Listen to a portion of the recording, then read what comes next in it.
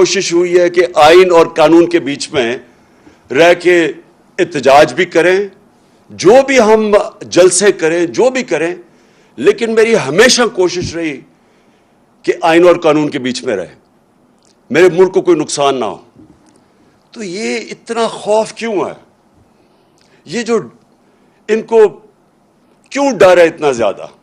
پہلے میں ذرا یہ الیکشن کمیشن، اصل میں تو میں آج الیکشن کمیشن کے اوپر بات کرنا چاہتا ہوں کہ انہوں نے کیا کیا اس ملک کے ساتھ، لیکن پہلے میں یہ بتانا چاہتا ہوں یہ کیوں کر رہے ہیں، یہ خوف کس چیز کا ہے، اور یہ آپ کو سمجھنا بہت ضروری ہے اگر آپ نے یہ پتہ چلانا ہے کہ یہ ایک دم اسلام آباد کو بند کر دیا، کنٹینرز لگا دیے، لوگوں کی زندگی عذاب کر دی کہ پتہ نہیں کوئی حملہ ہونے لگا اسلام آباد میں۔ دیکھیں ان کو خوف کیا ہے؟ خوف شروع کدھر سے ہوا کہ انہوں نے ایک پاکستان کی آئینی حکومت اللہ کا کرم سے ہر مشکل موڑ سے نکلتی گئی۔ پہلے انہوں نے ایک بینکرپٹ اکانومی چھوڑی، اس سے نکل گئی اللہ کے کرم سے۔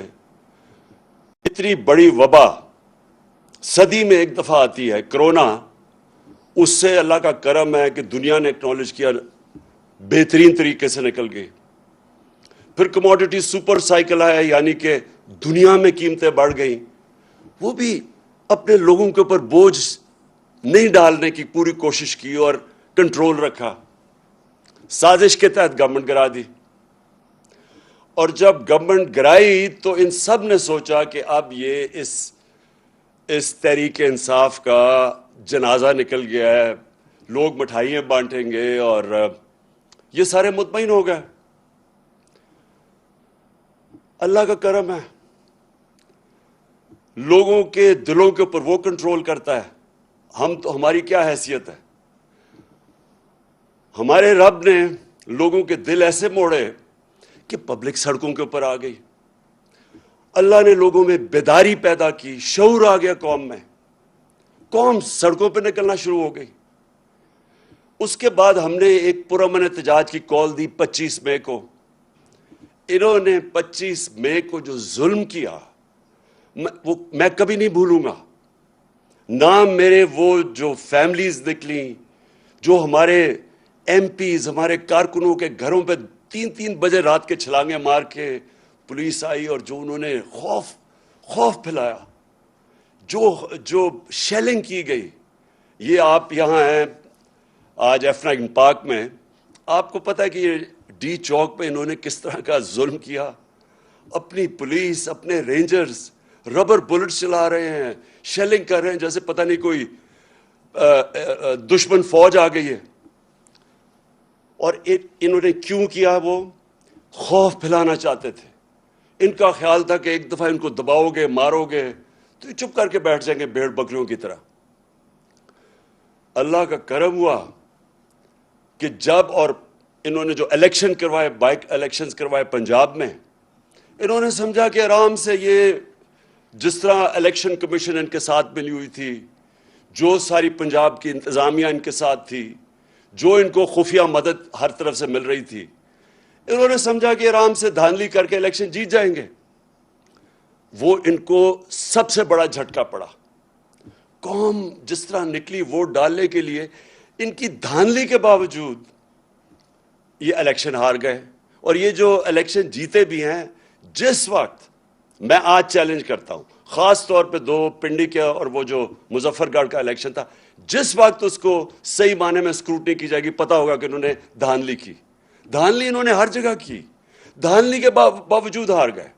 پنجاب کی گورنمنٹ بن گئی، پیسہ انہوں نے چلایا، انہوں نے پہلے ہمارے لوگوں کے اوپر پیسہ چلایا، خریدا، لوگوں کو لوٹے بنائے، پھر انہوں نے پارٹی توڑنے کے لیے پیسہ چلایا کہ ہماری پارٹی کسی طرح ٹوٹ جائے۔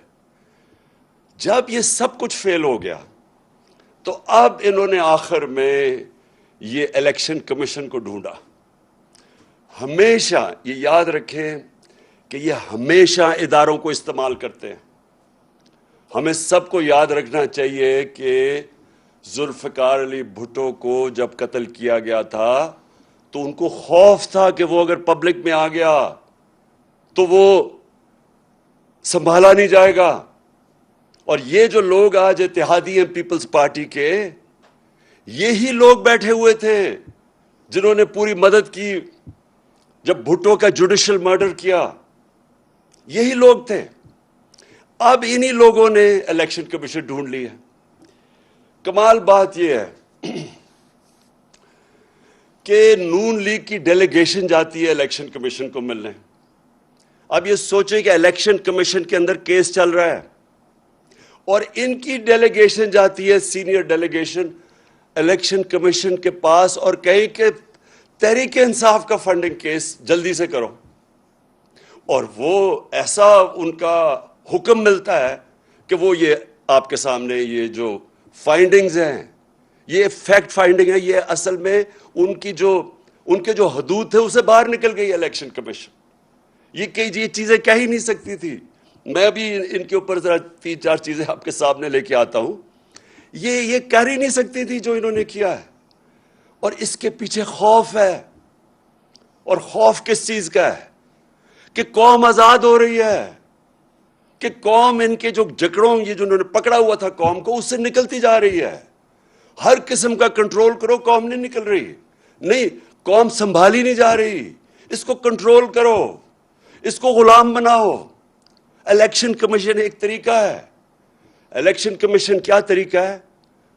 اس سے کیسے قوم غلام بنتی ہے؟ کیونکہ یہ لوگ ووٹ کسی کو ڈالتے ہیں، الیکٹ کسی کو کر دیتے ہیں.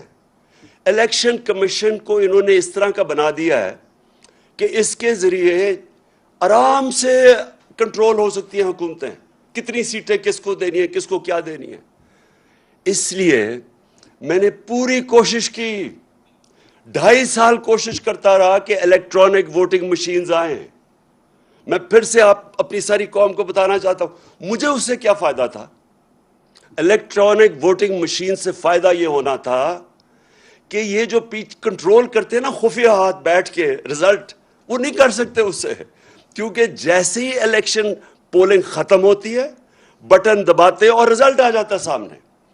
وہ جو گیم چلتی ہے، جیسی پولنگ ختم ہوتی ہے اور رزلٹ اناؤنس ہوتا ہے، اس کے بیچ میں جو چکر چلتے ہیں، جو ہر قسم کے حربے استعمال کیے جاتے ہیں. پٹن ایک ہمارے جاننے والے نہیں، یہ ایک این جی او ہے جو کہ الیکشنز کی سرویز کرتا ہے. اب پٹن کے مطابق اس این جی او جو الیکشنز کے تجزیہ کرتا ہے، جو ان کے اوپر سرویز کرتا ہے، اس کے مطابق میں یہ پہلے بھی کہہ بیٹھا ہوں، میں اپنی ساری قوم کو آ کے سمجھیں کہ میں کیوں کوشش کر رہا تھا کہ ای وی ایم آئیں، الیکٹرانک ووٹنگ مشینز آئیں. کیونکہ اس پٹن کے مطابق 163 طریقے ہیں الیکشن میں پاکستان میں دھاندلی کرنے کے، اور 163 میں سے 130 طریقے ختم ہو جاتے ہیں الیکٹرانک ووٹنگ مشین سے. اس لیے ہم کوشش کر رہے تھے. دوسری ٹیکنالوجی کا جو استعمال تھا، یہ اس سے ساری دنیا، ہندوستان بھی اس ای وی ایم کی ٹیکنالوجی، ایران بھی یہ استعمال کر رہا ہے. میرے پاکستانیوں، جب میں کرکٹ کھیلتا تھا تو جب میرے کرکٹ شروع کی میں نے، تو اپنے امپائر کھڑا کرتے تھے. جس ملک میں جائے اس کے اپنے امپائر ہوتے تھے. اس کا نتیجہ کیا ہوتا تھا کہ جب بھی کوئی ٹیم باہر ہارتی تھی، وہ یہ نہیں کہتی تھی کہ ہمیں اگلی ٹیم نے اچھی گیم کھیل کے ہرایا ہے، وہ یہ کہتے تھے کہ امپائروں نے ہمیں ہرا دیا ہے. پاکستان اور انڈیا کے میچ میں خاص طور پہ اتنی کشیدگی ہوتی تھی آپس میں، کیونکہ وہ دونوں ٹیمیں اگر ہم ہندوستان میں کھیلتے تھے، ہم سمجھتے تھے ان کے امپائر ان کی مدد کر رہے ہیں، وہ جب یہاں کھیلتے تھے وہ سمجھتے تھے ہمارے امپائر کرتے ہیں. تو میں وہ کیپٹن تھا اور ہماری وہ پاکستان ٹیم تھی، دنیا کی تاریخ میں پہلی دفعہ ہم نیوٹرل امپائر لے کے آئے، اور اس کے ساتھ ساتھ ٹیکنالوجی آئی. آج کرکٹ کے میچ میں جو آپ کرکٹ دیکھتے ہیں، ٹیکنالوجی اور نیوٹرل امپائرز کی وجہ سے جو جیتتا ہے اور جو ہارتا ہے سب تسلیم کر لیتے ہیں. یہی میری کوشش تھی اس کی الیکٹرانک ووٹنگ مشینز پہ. لیکن کس نے اس کو روکا؟ یہ 2 جماعتوں نے روکا. ان دونوں نے پورا زور لگایا تک یہ نہ آئے مشینز. اور ان کے ساتھ کون ملا ہوا تھا؟ جس نے اب ان کے ساتھ مل کے یہ فیصلہ کیا ہے، الیکشن کمیشن آف پاکستان. انہوں نے ان کے ساتھ مل کے پوری طرح سیبوٹاج کیا کہ ہم کسی طرح الیکٹرانک ووٹنگ مشین نہ لائیں. اس سے اب صرف یہ سوچیں کہ اس کو مجھے کیا فائدہ تھا، اس کا مجھے نیوٹرل امپائرز کا کیا فائدہ تھا. اور اس کا صرف مقصد یہ تھا کہ کنٹرول ہو سکتے ہیں میرے پاکستانی قوم، آپ کنٹرول ہو سکتے ہیں. اس کا مطلب یہ کہ آپ اپنی ووٹ سے اپنے ملک کے فیصلے نہیں کر سکتے، آپ حکومتوں کو گرار اٹھا نہیں سکتے، کیونکہ یہ کنٹرول کر لیتے ہیں الیکشن کہ فلانے کو اتنی سیٹس دے دو، اچھا اس کو اتنی سیٹس دے دو. یہ اس طرح اس ملک کی جمہوریت کو سب سے بڑا طریقہ کنٹرول کرنے کا الیکشن کمیشن ہے، اور یہ طریقہ الیکشن کروانے کا. اب مجھے یہ بتائیں، جب سے میں جانتا ہوں سینٹ کے الیکشن میں پیسہ چلتا ہے، سینٹ کے الیکشن کے اندر ایم پیز کو خریدا جاتا ہے، ہر جگہ نہیں، کئی جگہ بہت زیادہ پیسہ دیتے ہیں. ہم نے اپنے 20 ایم پیز کو پختونخوا سے نکالا جو بکے سینٹ کے الیکشن میں. ان کی تصویریں بھی چلی کہ وہ پیسے 5-5 کروڑ روپیہ ان کو دے رہے ہیں، ان کی بلکہ ویڈیوز بھی چلی. ہم نے پوری کوشش کی کہ جناب شو آف ہینڈز کریں، آپ کیوں یہ خفیہ ووٹنگ کرتے ہیں جب آپ کو پتہ ہے پیسہ چلتا ہے. سپریم کورٹ کو میں داد دوں گا، انہوں نے کہا کہ ووٹ کو ویریفائی کرنا، یعنی کہ پتہ چلنا چاہیے کہ ووٹ ایک میرا ایم پی کس کو ووٹ کر رہا ہے. اس الیکشن کمیشن نے نہیں ہونے دیا. اور پھر یوسف رضا گیلانی کے الیکشن میں پیسہ چلتے ہوئے ویڈیو پکڑی گئی. وہ ویڈیو پکڑی گئی. دنیا میں سوچیں کہ کیا ہوتا کہ اگر آپ کا ایک ایم پی پیسے لے رہا، سینیٹر پیسے لے کے بن رہا ہوتا. سوچیں کسی بھی مہذب معاشرے میں اس کا کیا ری ایکشن ہونا تھا. لیکن یہ الیکشن کمیشن بیٹھا ہے، اس کو کوئی فرق نہیں پڑا. پھر بائی الیکشن ہوا خانے وال میں، پیسے دیتے ہوئے لوگ پکڑے گئے. لاہور میں الیکشن ہوا، پیسے دیتے ہوئے پکڑے گئے. پھر یہ ہماری منڈی لگی یہاں سندھ ہاؤس میں، ساروں کو پتا تھا ریٹ کتنا ہے، 20 سے 25 کروڑ روپیہ لوگوں کو ایم پیز کو خریدا جا رہا ہے، ایم این ایز کو. کوئی الیکشن کمیشن کو فرق نہیں پڑا، کوئی کسی کو میڈیا، یعنی جو اس ملک کے اندر سوچے ہمارے بچے دیکھ رہے تھے، اس ملک کی یوتھ دیکھ رہی ہے، کوئی کسی کو ان کو ایسے الیکشن کمیشن کو شرم نہیں آئی کہ یہ اس کا کیا مثال جا رہا ہے کہ ہمارے ایم این ایز بک رہے ہیں. وہ لوگ جنہوں نے پبلک ریپریزنٹیٹیوز، پبلک کے فیصلے کرنے ان کی بہتری کے لیے، وہ پیسے پہ بک رہے ہیں. کوئی ایکشن نہیں لیا گیا، کیونکہ بدقسمتی سے یہاں ابھی بھی پوری کوشش وہ قوتیں بیٹھی ہوئی ہیں اس ملک میں، یہ کرپٹ لوگوں کے علاوہ، جو کنٹرول کرنا چاہتی ہیں آپ کو، اس ملک کو کنٹرول کرنا چاہتی ہیں، عوام کی رائے کو کنٹرول کرنا چاہتی ہیں. یہ کبھی بھی اس ملک کو، جو میں آج کہہ رہا ہوں، حقیقی آزادی تب ملے گی جب ایک آدمی گاؤں سے اٹھ کے جب اپنی ووٹ کہے گا کہ ہاں میری ووٹ سے یہ ملک میں آپ تبدیلی لا سکتا ہوں. کیوں اتنی کم ہے ووٹنگ پاکستان میں؟ ساتھ والے ملک میں 70% ووٹنگ ہے. کئی ملکوں میں ووٹنگ دیکھیں کتنے لوگ نکلتے ہیں. کیوں نہیں ہمارے لوگ نکلتے؟ کیونکہ وہ سمجھتے ہیں ہماری ووٹ سے فرق ہی کچھ نہیں پڑے گا، اس لیے لوگ نہیں نکلتے. اور وہ یہ الیکشن کمیشن کی جو حرکتیں ہیں، اس کی وجہ سے یہ کنٹرول کرتے ہیں بیٹھ کے. یہ جمہوریت نہیں آنے دیتے. حقیقی جمہوریت کا مطلب حقیقی آزادی. تو میں یہ صرف آپ کو یہ سیناریو بتایا کہ اس ملک کے اندر ہم کس قسم کی جنگ لڑ رہے ہیں. اب آ جائیں کہ پولیٹیکل پارٹیز، اگر ایک پولیٹیکل پارٹی نے فنکشن کرنا ہے تو اس کو پیسہ چاہیے. پیسے کے بغیر کیسے پارٹی چل سکتی ہے؟ اور پارٹیز کیوں نہیں، آپ یہ بھی سوچیں کہ بڑے بڑے لوگ آئے اس ملک کے اندر، بڑے بڑے نام آئے، ہیروز تھے پاکستان کے، ایئر مارشل اصغر خان، اے کیو خان، اور میں کتنوں کے نام لوں جو بڑے نام تھے جنہوں نے اپنی پولیٹیکل پارٹیز بنائیں، لیکن نہیں چل سکے. کیوں نہیں چل سکے؟ کیونکہ پولیٹیکل پارٹی کو پیسہ چاہیے ہوتا ہے. اب پیسہ کیا ہو گیا ہے؟ یہ جو دو مافیاز ہیں، ان کے پاس پیسہ ہے, ان کی پارٹیز کے پاس پیسہ ہے, لیکن دوسرے کدھر سے پیسہ لے کے ان کا مقابلہ کرنے کے لیے؟ سب کو پتہ ہے کہ جب سے نواز شریف آیا پاکستان کی پولیٹکس میں 1985, جو بھی پاکستان کی پولیٹکس سمجھتا ہے 1985 کو یاد رکھیں, وہ تھا جب ہماری پولیٹکس بدلی ہے اس ملک میں. جب سے انہوں نے ضیاء الحق نے نواز شریف کو لے کے آیا, اس کو تو سیاسی آدمی نہیں تھا, اس کی تو حلقہ ہی نہیں تھا, تو وہ کیسے پولیٹیشین بنا؟ پیسے چلا کے, پلاٹس دے کے, رشوتیں دے کے, چھانگا مانگا کی سیاست شروع ہوئی. ادھر سے پاکستان کی پولیٹکس اور ہی مہنگی ہونی شروع ہو گئی. تو جو لوگ اس سے پہلے پولیٹکس کا سوچ بھی سکتے تھے, جو عام مڈل کلاس یعنی جو تنخواہ دار یا جو پروفیشنلز, ان کے لیے پولیٹکس اتنی مہنگی ہوگی کہ وہ پولیٹکس سے باہر ہونا شروع ہو گئے. اور یہ دو مافیاز بیٹھ گئے. میں جب پولیٹکس میں آیا تو 14 سال تک ہماری پارٹی چھوٹی رہی. وہ کیوں چھوٹی رہی؟ کیونکہ بڑا مشکل تھا پیسہ اکٹھا کرنا. کیونکہ لوگ ابھی تک, میں تو عوام کے پاس سے گیا پیسے اکٹھے کرنے, اور تو میں تو پہلے دن سے ان دونوں کو مافیاز کو چیلنج کر رہا تھا. تو ہمارے لیے پیسہ اکٹھا کرنا بڑا مشکل تھا. اللہ کا کرم ہوا, تب بھی اس نے لوگوں کے دل بیدار کیے, لوگوں کے دل موڑے, اور لوگوں نے پیسہ دینا شروع کیا.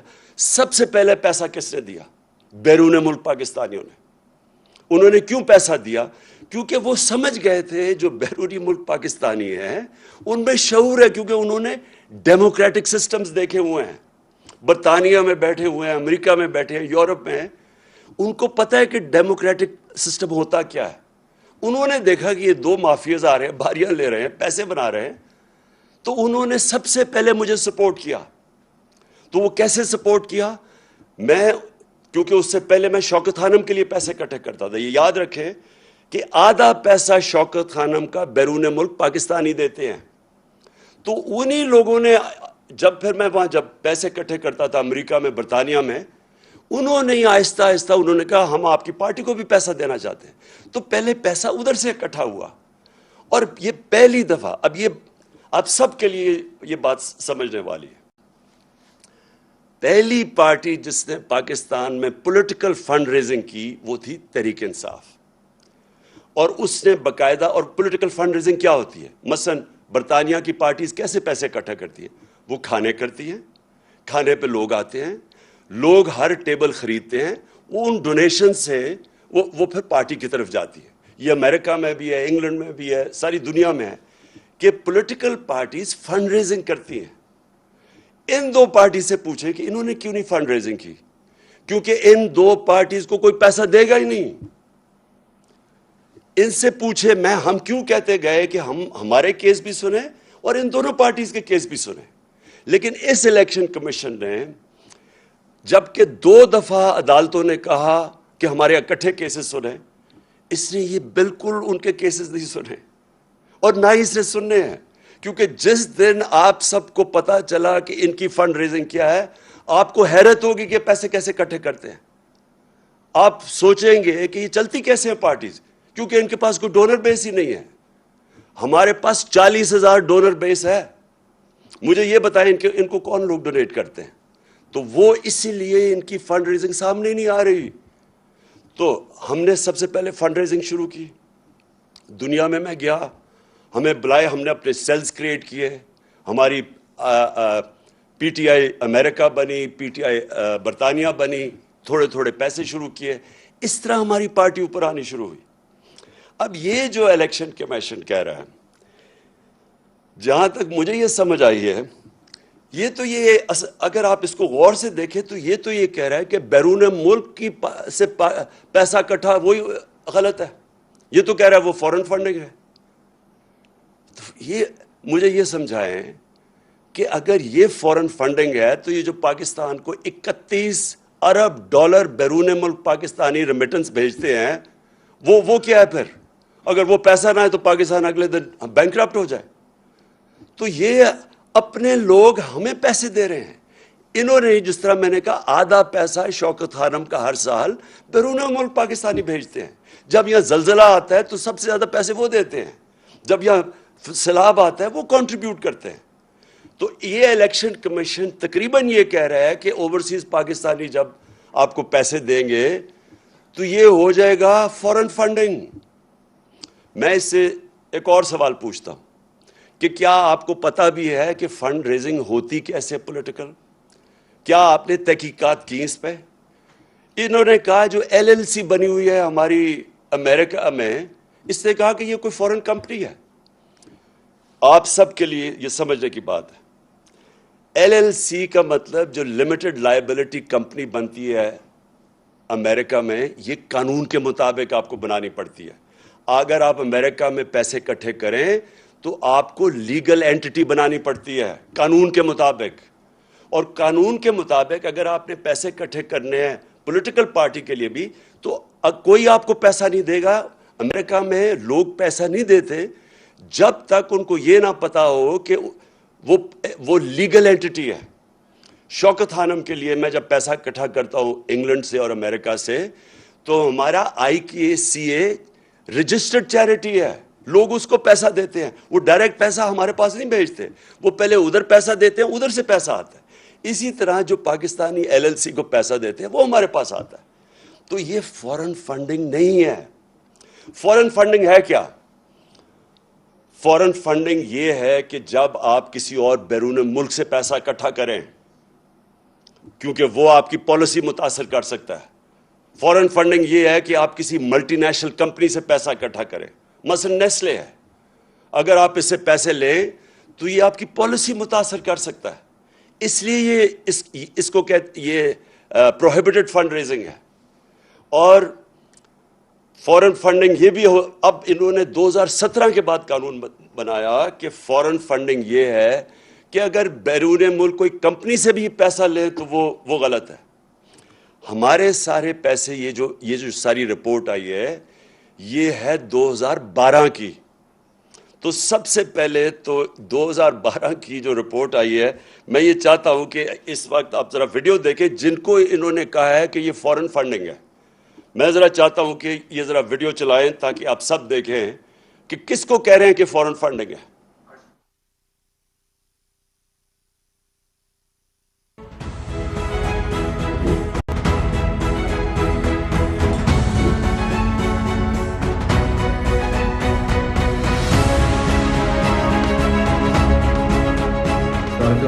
میرا نام مراد انصاری ہے اور میرا نام الیکشن کمیشن آف پاکستان کی لسٹ میں آیا ہے ایز اے نان سٹیزن جس نے PTI الیکشن کیمپین کو فنڈز بھیجے ہیں.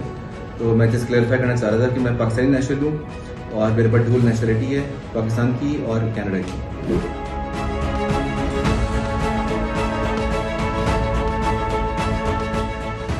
میں نے سوشل میڈیا پہ ایک لسٹ دیکھی جس میں فورن نیشنل ڈونرز کی لسٹ میں میرا نام بھی انہوں نے شامل کیا ہوا ہے، جس میں مجھے بڑی حیرت ہوئی. اور میرے نام کے آگے انہوں نے لکھا ہوا ہے ناٹ پاکستانی. میں الیکشن کمیشن اور سارے پاکستان کو یہ بتانا چاہتی ہوں کہ الحمدللہ میں پاکستانی ہوں، پاکستان میں پیدا ہوئی ہوں، PTI کی سپورٹر 1996 سے ہوں.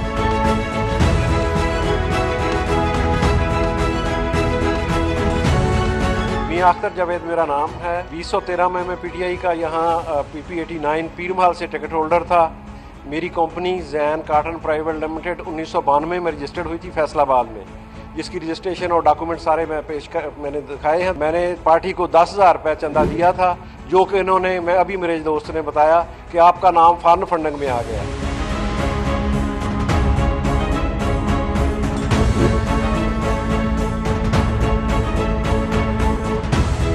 میں حیران ہوں ECP کے اس فیصلے کے اوپر کہ انہوں نے یہ بھی دیکھنا گوارا نہیں کیا کہ یہ ایک پاکستانی کمپنی ہے اور اس کا دفتر ہر چیز پاکستان میں موجود ہے اور کوئی اس کا فارن ایسا کوئی نہیں ہے اکاؤنٹ یا کمپنی. اور ایون نہ تو میں کوئی نیشنلٹی ہولڈر ہوں، ہم پیورلی پاکستان سے ہیں اور ہم نے یہاں سے حبیب بینک آف پاکستان سے پیمنٹ ٹرانسفر کی تھی اور حبیب بینک اکاؤنٹ میں بھیجی تھی. بند کرو نا. جی تو یہ تو انہوں نے کہا، یہ آپ نے خود ہی ان کی زبان سے سن لیا، اور یہ زیادہ تر اس طرح کے لوگوں کو کہا گیا کہ جناب یہ فورن فنڈنگ کر رہے ہیں. دوسری انہوں نے ایک اور بات کی اور انہوں نے کہا کہ ایک ووٹن کرکٹ کلب سے پیسے آئے ہیں اور ووٹن کرکٹ کلب کا جو مالک تھا وہ ہے عارف نقوی. اور یہ اب ذرا یہ غور سے سنیں، کہتے یہ ہیں کہ وہ 2012 میں جو عارف نقوی تھا اس سے جسے پیسے لیے ہیں اس نے فراڈ کیا تھا. پیسے ہم 2012 میں لیتے ہیں اور اس کے اوپر فراڈ کے چارجز ابھی ثابت نہیں ہوا. اس کے اوپر جو چارج لگتا ہے فراڈ کا وہ ہوتا ہے 2018 میں، 6 سال کے بعد. جب ہم نے عارف نقوی اس سے جو میرے لیے کھانے کیے، ایک کا دبئی میں کیا تھا اور ایک یہ انگلینڈ میں ووٹن کرکٹ کلب، ایک میچ اس نے کیا تھا، میچ فیسٹیول تھا، اس کے بعد کھانا کیا تھا جس سے پیسے اکٹھے کیے تھے. تو میں پہلے یہ سوال پوچھتا ہوں کہ کیا مجھے خواب آئی تھی کہ 6 سال کے بعد عارف نقوی کوئی اس کے اوپر کوئی فراڈ کا چارج لگے گا؟ اور پھر ایک فائنینشیل ٹائمز کے انڈیکس کو لے لیتے ہیں یہ، اور فائنینشیل ٹائمز کا وہ جو ایک اس کا آرٹیکل ہے، لیکن فائنینشیل ٹائمز کے آرٹیکل کی وہ جدھر اس نے $20 بلین نواز شریف کو اور شہباز شریف کو اسی آرٹیکل میں لکھا ہوا ہے، وہ جو دیا تھا وہ میں حیران ہوں کہ ام حریم کو اس چیز کا پتہ نہیں چلا. اس کو یہ تو پتہ چل گیا کہ انہوں نے پیسے اکٹھے کر کے $2 بلین دیے ہیں تحریک انصاف کو، لیکن جو ان کو رشوت کے پیسے دیے تھے ان 2 بھائیوں کو 5 ارب روپیہ، وہ تو کسی کو نہیں پتہ چلا. تو دوسری میری بات یہ کہ اس میں کوئی چیز انلیگل نہیں تھی، غیر قانونی نہیں تھی. اس کی کمپنی، اس نے پیسے اکٹھے کیے، اپنی کمپنی کے ذریعے ہمیں بھیج دیے. 2012 میں بیرونی کمپنی سے پیسے آ سکتے تھے قانون کے مطابق. 2017 میں یہ قانون آیا کہ کمپنی کے ذریعے، بیرونی کمپنی کے ذریعے پیسے نہیں لے سکتے. تو میں یہ سمجھنا چاہتا ہوں کہ ہم نے کیا غلط کام کیا اس میں، کون سی غلط کام اس میں، کہ کون سی چیز تھی جو اتنا زیادہ الیکشن کمیشن نے کہا جی فوراً فنڈڈ اور ایکشن لینا چاہیے. اور پھر ایک اور انہوں نے چیز کی، تو میں چاہتا ہوں میری قوم یہ پوری طرح سمجھے. انہوں نے کہا عمران خان کو ڈسکوالیفائی کرنا چاہیے کیونکہ اس نے دستخط کیے تھے ان اکاؤنٹس کے اوپر 2012 میں. میرے پاکستانیوں، آپ سب کو سمجھ آنی چاہیے کہ کیا فرق ہوتا ہے ایک ایفیڈیوٹ کا اور ایک سرٹیفکیٹ کا. اب سب کو پتا ہونا چاہیے کہ اس میں فرق کیا ہے. ایفیڈیوٹ آپ وہ دیتے ہیں جو شہباز شریف نے عدالت کے اندر دیا تھا کہ میں انڈر اوتھ یہ کہتا ہوں کہ نواز شریف واپس آ جائے گا. اس کو ایفیڈیوٹ کہتے ہیں. ایفیڈیوٹ وہ ہوتا ہے جب اگر میں اپنی پراپرٹیز بتا رہا ہوں الیکشن کمیشن کو کہ میری کون کون سی پراپرٹیز ہیں، یا اس کو جب اپنے کاغذ درج کرواتے ہیں تو تب آپ ایفیڈیوٹ دیتے ہیں کہ یہ ساری پراپرٹیز میری ہیں اور میں اس کو ایفیڈیوٹ دے رہا ہوں. سرٹیفکیٹ کا بالکل مختلف مطلب ہے. اب میں شوکت خانم، میں آپ کو مثال دیتا ہوں. شوکت خانم کا سالانہ جو کہ بجٹ ہے وہ تقریباً 16 ارب روپیہ ہے. میں ہوں چیئرمین بورڈ کا. میرے سامنے وہ آتا ہے بجٹ، وہ سائن کروانے کے لیے جو یہ سرٹیفکیٹ جو جس کی یہ بات کر رہے ہیں شوکت خانم کا. اکاؤنٹنٹس ہوتے ہیں ہمارے، انہوں نے پورا دیکھا ہوتا ہے، پھر وہ آڈیٹرز وہ دیکھتے ہیں اس کو، پھر وہ مجھے بیٹھ کے کہتے ہیں کہ جی ہم نے یہ سارے اکاؤنٹس دیکھ لیے ہیں تو اب آپ اس کے اوپر سائن کر دیں. اور جب میں سائن کرتا ہوں تو میں یہ کہتا ہوں کہ to the best of my knowledge, جہاں تک مجھے پتہ ہے یہ اکاؤنٹ ٹھیک ہے، کیونکہ میں ان کے اوپر رلائی کر رہا ہوں. میں نے تو 18 ارب کی کوئی کاؤنٹنگ نہیں کرنی، میں تو اپنے آڈیٹرز اور اکاؤنٹنٹس کے اوپر کہوں گا. تو یہی وہاں ہوا. اس پہ لکھا ہوا ہے کہ جب انہوں نے میرے سامنے یہ پیش کیے تو میں نے کہا جہاں تک مجھے پتہ ہے یہ ٹھیک ہے اور سائن کر دیا. اس کے اوپر یہ کہ سارے نون لیگ بڑے خوش ہوئے ہیں، یہ شیطان کے چیلے بڑے خوش ہوئے ہیں کہ جناب وہ موقع مل گیا، راستے سے ہٹانے کا اس کو موقع مل گیا. ویسے تو یہ ہٹتا نہیں ہے، جو مرضی کر دو، یہ عوام اس کے ساتھ کھڑی ہو گئی ہے، قوم بیدار ہو گئی ہے تو چلو اب ٹیکنیکل ناک آؤٹ کرو, کسی طرح کوئی چیز پکڑ لو. ان لوگوں کو شرم آنی چاہیے, شرم آنی چاہیے ان کو.